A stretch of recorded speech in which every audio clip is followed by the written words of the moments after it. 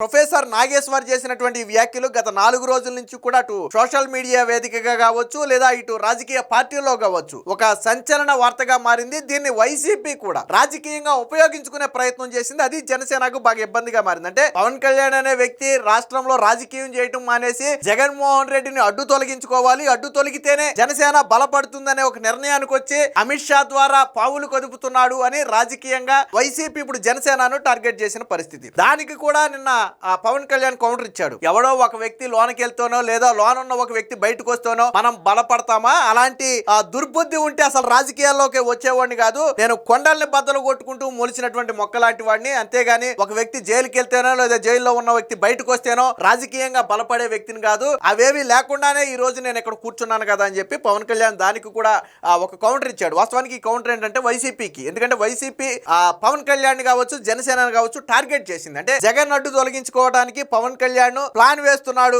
జగన్మోహన్ రెడ్డిని జైల్లో పెట్టి ఆ ప్లేస్ ను జనసేన ఆక్రమించాలని చూస్తుందనే ఒక టాక్ అయితే రావడం జరిగింది. దానికి నిన్న పవన్ కళ్యాణ్ అయితే కౌంటర్ ఇచ్చాడు.